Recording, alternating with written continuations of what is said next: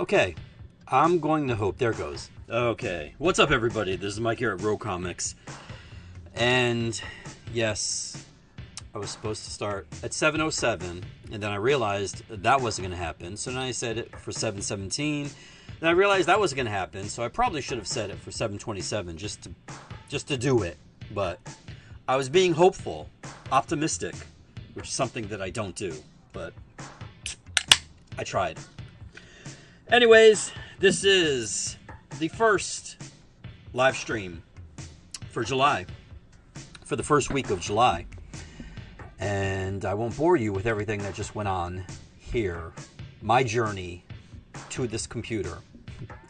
What I'm going to do is show you the reason why you're here. And I would start with DC Comics. This here is 100 Bullets, the U.S. of Anger. Brian Azzarello, Edward Risso.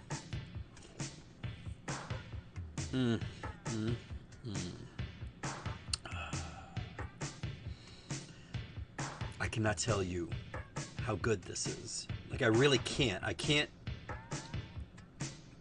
There isn't enough adjectives for me to use to explain how good this is. The energy drink, not the book. I haven't read the book yet, so I don't know. But this continues 100 Bullets, which has been a mainstay for the Vertigo comic book line. Absolute Green Lantern, number 15? Question mark? Maybe 16. Nope, 16. There we go. Written by Al Ewing with art by Kotian? I know Janoy Lindsay did the cover. I don't know who did the interior art, but I do see that it says, wait, why was I looking at 100 Bullets? There we go. Kotian, Kotian. But Janoy did the cover. That's all that matters right now. Absolute Martian Manhunter number 12. Sadly, for fans of this book, this is the final issue. Will there be more after this? Who knows? But Dennis Camp and Javier Rodriguez probably won't be doing it if there is. But you never know.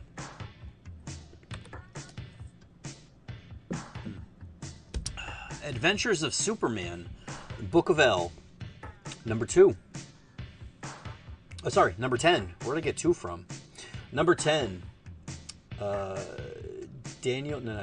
Philip Kennedy Johnson. And Godlewski. Oh, wait, what am I doing? Why am I looking at the books? You know what threw me off? I'm sitting here trying to get back on because there were things that were not working properly. And as I was doing that, I had the scores for the game. They're playing the Detroit Tigers. And it was the first inning, and I saw 1. They scored 1. And then it went up to 3.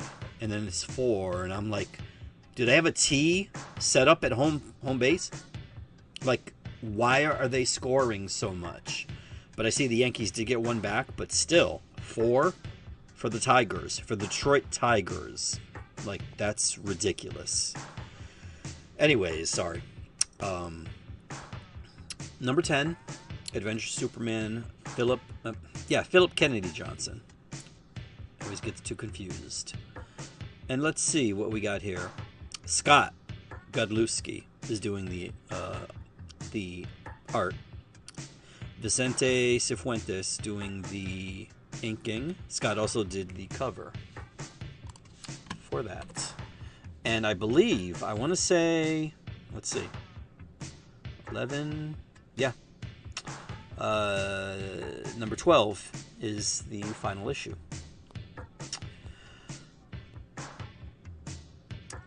Oh, this is curious. Oh, that's why, okay.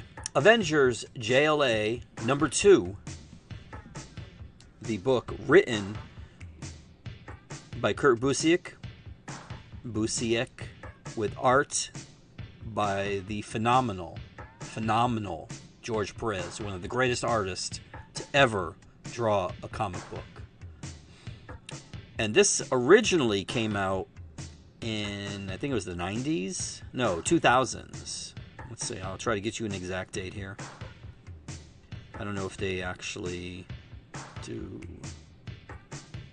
Yes, here we go. October 22nd, 2003.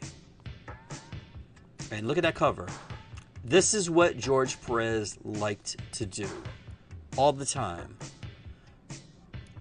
If there was any empty space in any panel, well, just put like characters there. Look at that. I mean, there's at least 25 characters on this cover. Incredible. So as I said before, this was a 4-issue miniseries, and what's going to happen is that Marvel and DC are sharing the release. So Marvel released issue number 1, and they'll be doing issue number 3, whereas DC will be doing issue number 2 right here, and then issue number 4. And then we have this cover, this variant cover by Dan Mora.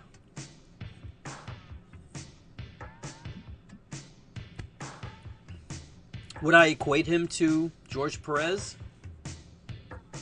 Not necessarily. He's good. But Perez is just next level for me. God tier.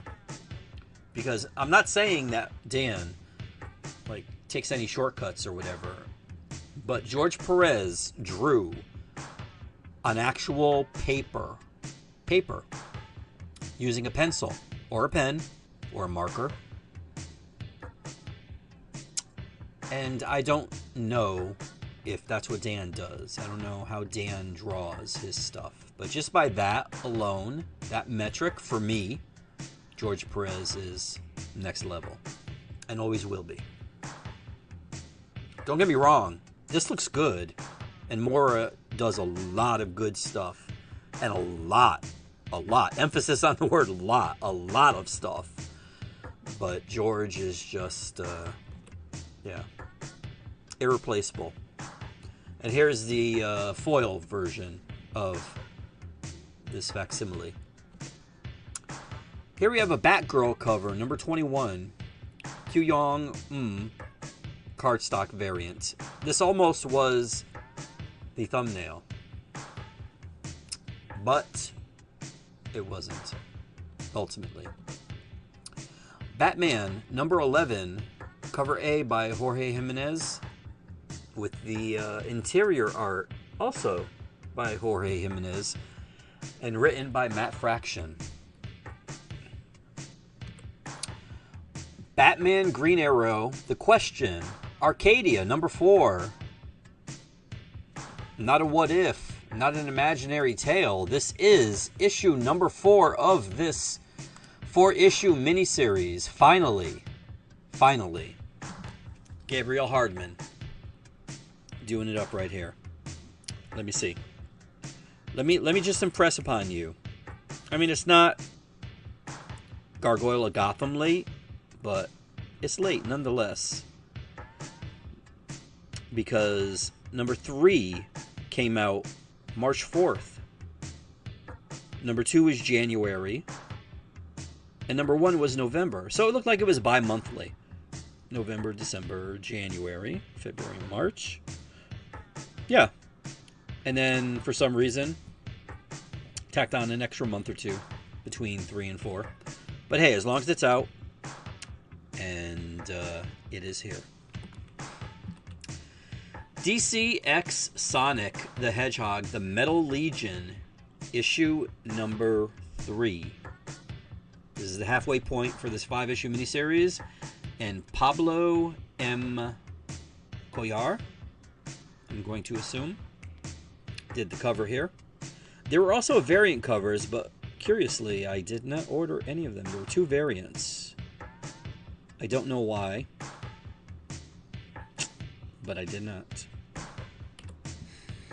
Deadman, The Deadman, number 2. Martin Morazzo William Maxwell Prince. Well, I'm assuming William. It says W. And here is the Stefan Subish, I guess, maybe? Glow in the Dark cover right here. Chapter 2, Rubber Soul. Yes. Supergirl, Survive, number 2 of 6.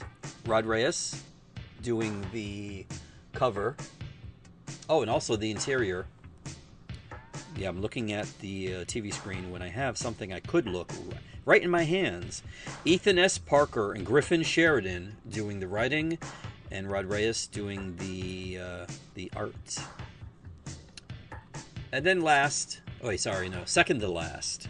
This is the second printing of Swamp Thing, 1989. Now, the listing has this at number 1. But as you can see on the cover, it says 88. So that's what this will be referred to as. Even though, for some reason, League of Comic Geeks doesn't have this on their calendar here for the week. Curious. Let's see. Nope. That's weird. Oh, that's why. They had it as last week. This cover here is by Vincent Locke. And then we have the final... Wait. Oh, no. This is the second printing, too. Okay. So, my bad. I'm totally... Okay. This does happen to me. But this is also a second printing. But this is a Michael Zulli variant cover. There's also this foil variant of it. And this is a gorgeous cover. Like, look at this. Even with the logo, it just works. So, I'll take it either way. Foil, logo. Foil, logo. But this is the second printing of issue number 1. For those of you that missed it the first time, it is here. And this is the final book for this week's DC output. Over in the MCU, we have Amazing Spider-Man number 32 with art by Patrick Gleason. I meant to look at this. I've looked at nothing.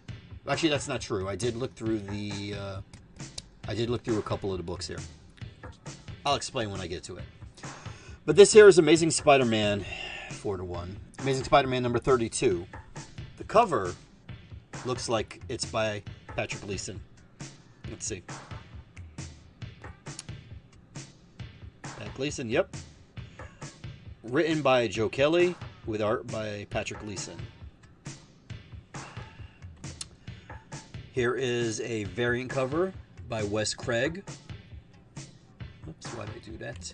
Then we have the Alex Ross Marvel Dimensions variant featuring Hank and, I don't know, I was going to say Jean. Janet. This is Lee Bermejo. Amazing Visions variant. And then lastly, this Jamie McKelvey. Now they're calling it, let me get this name correctly, Disability Pride Promo variant. I don't know if any of these characters would want to be labeled as disabled, but this is Jamie McKelvey. And Jamie McKelvey is a really good artist who needs to do more work. And as I'm looking here, he hasn't done anything in a minute. And that is a crime. In fact, they don't even... Oh, here we go. Timeline. Has something coming up called One for Sorrow. Oh, and that is a creator-owned book. Who's putting it out? It doesn't say. Wait, let me click. Oh, Distillery. Okay. This has not been solicited yet, has it?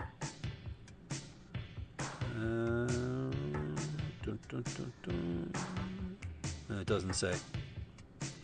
But it's due... Oh, release date to be determined. Never mind. I'm losing it here. Okay. Getting back on track here. Challenges of Doom, Mr. Fantastic, #1. Now, if I'm correct about this, this is that thing that Marvel does where they'll put out a bunch of one-shots that... Yeah. Okay, here we go. This is what the solicitation says. An epic series revealing pivotal confrontations between Doctor Doom and Marvel's greatest heroes. Dive into the intense rivalry between Doom and Mr. Fantastic as young Victor Von Doom faces Reed Richards in a battle of minds. Discover the secrets that ignite their legendary feud and the fateful events leading to Doom's transformation into the infamous supervillain. This bi-monthly series is packed with drama, suspense, and the relentless pursuit of power, spotlighting the true challenges that test Doom's genius and resolve. Al Ewing and Mike Henderson craft a tale of triumph and torment that will shed a whole new light on the world's greatest supervillain. Now, will they? Let me see. You know what? Let me not go there. Because what I'm going to do is I'm going to show you this. This is the Kale Goo. Kale Goo? Kale and Goo? I don't know. I did ask him one time how to pronounce his name. And he said phonetically it'd be hard to explain. So I guess I'd have to ask him in person, hear it. But this is his variant, which I would have went with. But this one just spoke to me for some reason. So Alessandro Capuccio. This is his variant. And this was awesome. And then we also have this Peach Momoko variant. I'm also glad. See here? This here, how they did the logo. Challenges of Doom, Mr. Fantastic. Pretty basic. You know, basic font. Whatever. But with the thumbnail and the version variant that I found, that wasn't there. It was like the full image, and that looked good. So I'm glad that they didn't do the same thing for this Peach Momoko variant, because I like this the way it is there, and it looks really good here.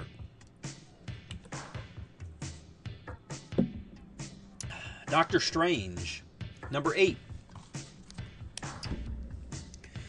is here, right there, and I'm thinking,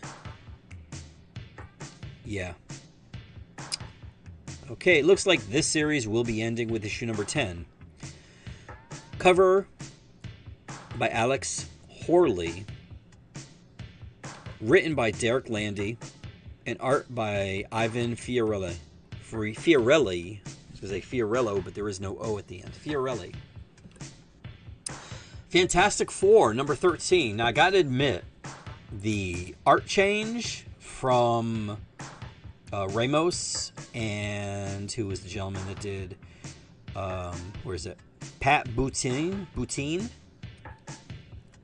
to this was jarring, but anytime you can get Andrea Sorrentino to do something, do it.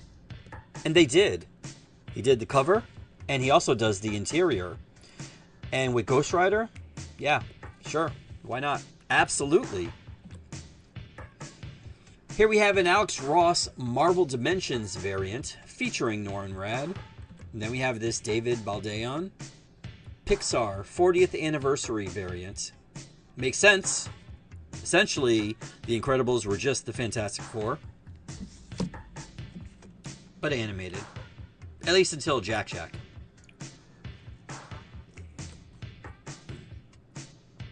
Iron Man, #7. Now, you'll have to excuse me, I haven't been reading this on a regular basis, but I will tell you that the art by Von Randall in here is really good. The cover is by Ryan Stegman and Frank Martin, and it's written by Josh Williamson still. Then we have this Alex Ross Marvel Dimensions variant. And last but not least, as far as variant covers is concerned, for Iron Man, we have this. I so desperately wanted to make this the thumbnail. WALL-E's one of my favorite movies. And Todd just does an awesome job with it here. Even though this is an homage to an Iron Man cover. I forgot which one it was. But, oh, Invincible Iron Man. I don't know the number. Oh, wait, here's an homage cover. Let's see. Oh, no. He just wrote it. Okay. Useless. Anyways, Todd Noak did the art. And I wanted this to be the thumbnail, but I couldn't find a variant. I'm an version variant of this with no logo. So I went with the Doom one instead.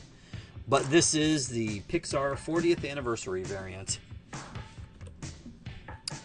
Here we have a third printing. Third for Spider-Man Superman #1.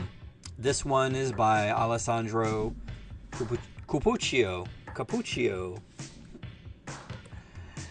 The Mortal Thor #12, giving off Sandman vibes here. I can't remember his name. I know he was the villain in Sandman for Narc. Started with a C. If anybody out there knows, please do not hesitate to message me and let me know. But this is #12, and I think... Yep. Oh, okay. It will be ending with #13, so that makes this the penultimate issue of the Mortal Thor. And of course, Alex Ross did the cover. Al Ewing is doing the writing, and Jesus Saiz is doing the art. There's also this is awesome, Dave Raposa variant right here. And a David Nakayama color block. I think color block blue is what they're calling it. Color block blue variant. Yes. Punisher #6 is up next. Pretty sure it's Benjamin Percy. Yep. And Fareed Karami. Fareed Karami. And Fareed's art in here is really good. And according to League of Comic Geeks, it says it's the first appearance of Collateral Damage. So, Collateral Damage is the... Well, I won't tell you what that individual is, but they are in this issue. And also, there's somebody else who I didn't know who it was, because I'm not caught up on this, but I hope it's who I thought it was. I'm going to have to go back and see. But they were in a weird state. Here is the Jose Maria Casanovas variant. And then we have this Clayton Crane Nullbuster variant. And then this Skull variant. The Star Wars Rogue One one-shots continue with Saw Gerrera. And this cover by David Marquez is awesome. And the art inside is by Gabriel Guzman with words by Mark Bernardin. Wade Wilson Deadpool #6, featuring the Bad Pools. And I would like to tell you how they come about, but I'm not going to spoil that for you. If you buy the book, you'll see. And yeah, and according to this, it says, according to League of Comic Geeks, it says it's the first team appearance of Bad Pools. Benjamin Percy, Jeff Shaw did the cover, but not the interior art. But the interior art is by Alex Linz, and the interior art is excellent. Like this, as far as Marvel is concerned, this was a really good week for interior art because it was all good. Everything that I looked at was really good. And Alex Linz did a really good job with this. And it looks like he'll be doing issue #7 too. So that's good. Here's a cover, a variant cover by Justin Mason. Pretty disgusting.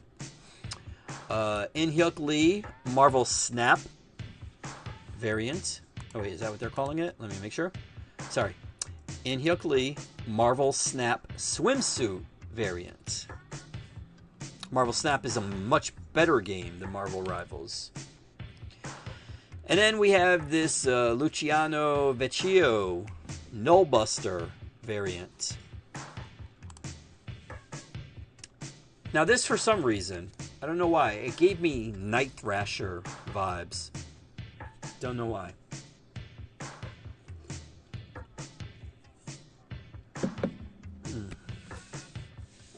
What if the Ultimate Universe survived the Secret Wars? Now, when I saw that this was going to be a Secret Wars what if, I'm like, oh, they're going to be doing Secret Wars, the first one. But no. This is the 2015 Secret Wars, obviously, because you see Miles on the cover there. Here, I'll read what it says. Goodbye, Marvel Universe. Starring Peter Parker, our beloved friendly neighborhood Spider-Man, as he is forced to survive in a not-so-friendly neighborhood after losing everything. What becomes of the original Ultimate Universe in a post-Secret Wars landscape? How did they defeat Beyonder? And who does Spider-Man become after losing everything? Now, according to this, first appearances of Spider-Man, Ben Urich, Spider-Man, Miles Morales, Molecule Man. I guess for this universe or whatever. Written by Alex Paknadel and art by Cafu, with a cover by Lucas Vernick right there. Then there's also this Esad Ribish variant. Esad also did the original Secret Wars from 2015. And then we have this Brian Hitch homage variant, which I liked because thematically the artistic choices make sense. Esad, as I said, did the art for the original Secret Wars series from 2015. And Brian Hitch was responsible for doing the Ultimate Universe, especially the Ultimates. So, right there, thematically this makes sense. And I like this. And last but not least, we have X-Men United, number 5. Now, I think I read on Bleeding Cool that this was going to go to 10. And League of Comic Geeks has it to at least issue 7. But I'm almost positive this is going to be a 10-issue thing. And the cover is by Stefano Caselli. The writing is by Eve Ewing and Eduardo Pensica. I do like this cover. Here we have a David Nakayama cover. And he drew Psylocke. She looks a little like the chick that played Psylocke in, what was it, Apocalypse? One of those abysmal Fox movies. I don't remember. I think it was Apocalypse. But he has her looking like her here. And then we have another In-Hyuk Lee Marvel Snap swimsuit variant featuring Psylocke. And then lastly, this would have been a strong contender for the thumbnail. And I did, when I was looking through the cursory, looking through of the images for the covers between Marvel, DC, and the indie stuff. And I saw this, and I'm like, well, Rogue's there, so I'm going to do it. But this is by Megan Hetrick, and I didn't even bother looking. Once I was like, you know what? Just do Doom, you know, Doomsday and all that stuff. So, but I like this a lot. And it looks like, let's see, who do we got here? We got Storm, we got Rogue, Magic, Emma, Kitty. Now I'm going to assume that's X-23, and then in between Kitty and Emma, I guess that would be Psylocke, maybe? Assuming? I guess. Well, yeah, there's a katana on her back, so yeah, there we go. But I did like this. I just, I don't know, went with Doom instead. Over to Indie World, we got a couple of books here, which unfortunately I didn't get to look at all of these. Godzilla, the Kaisei Era, number 12. Now, this here is from IDW, of course. Not Image, IDW. Where is it? Oops. There we go. And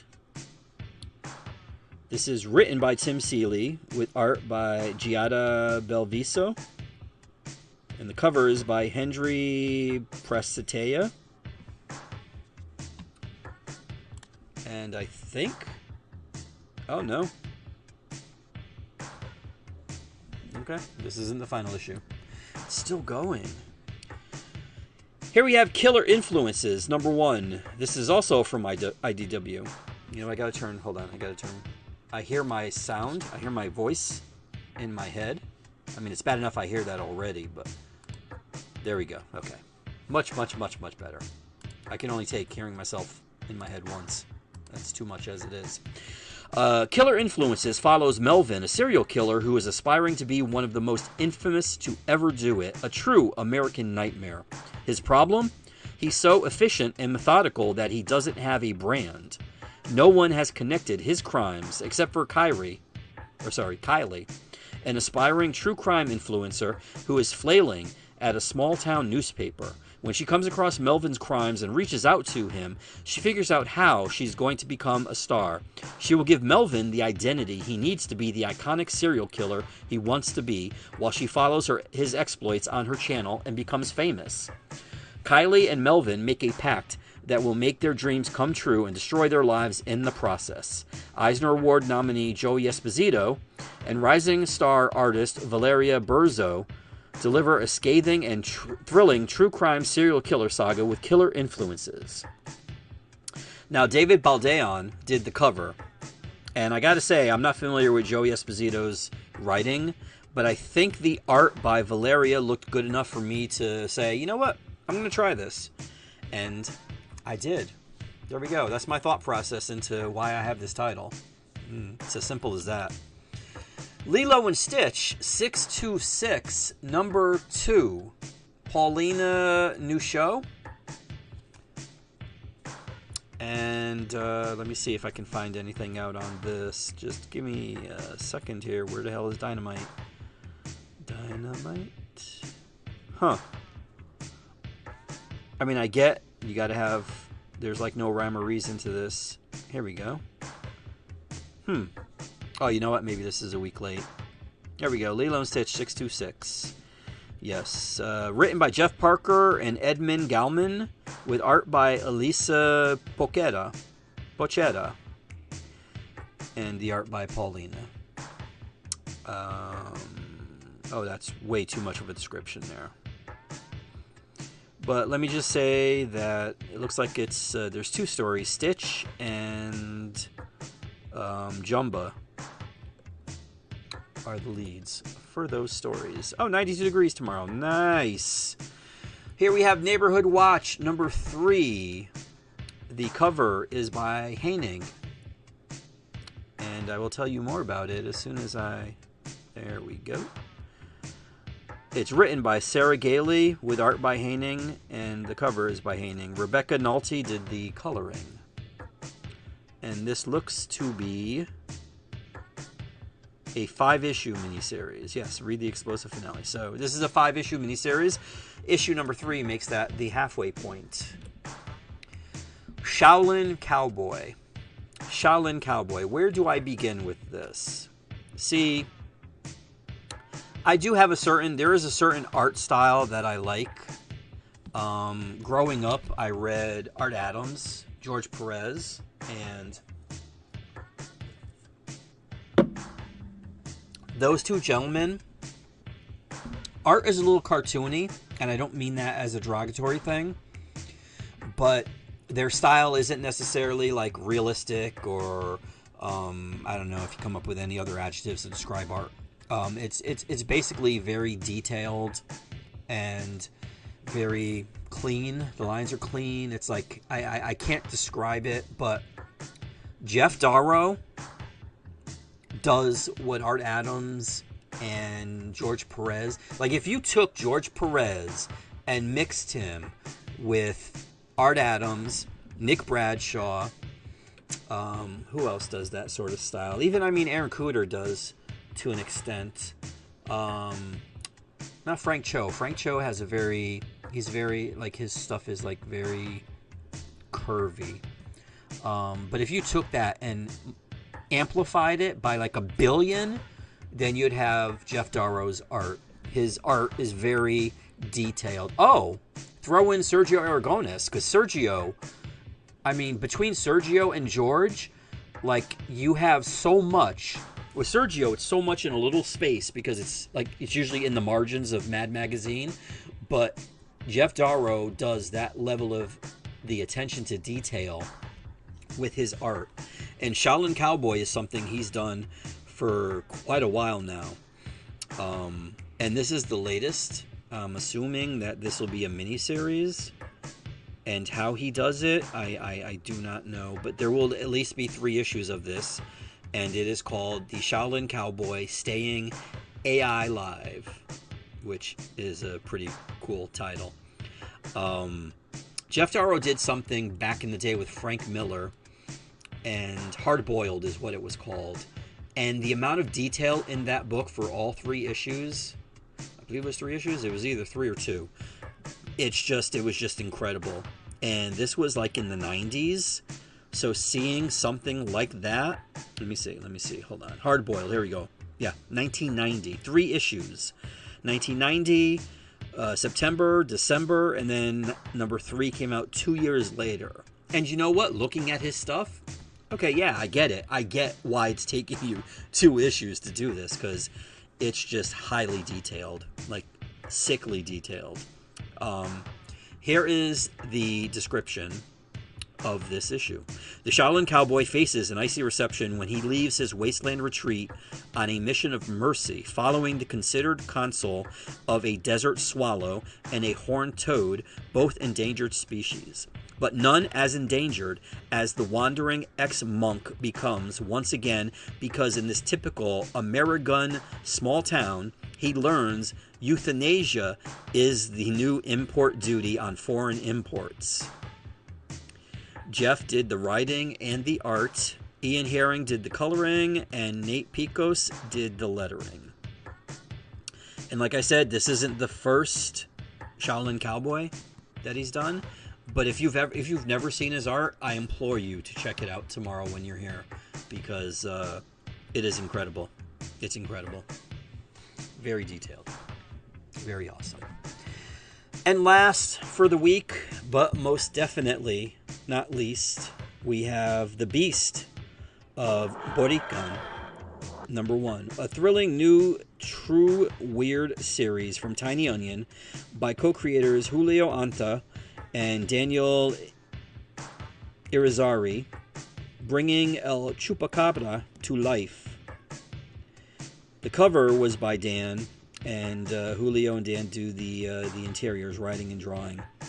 And it says, in contemporary Puerto Rico, Loli Flores is a fierce activist fighting the overdevelopment of the island by outside investors.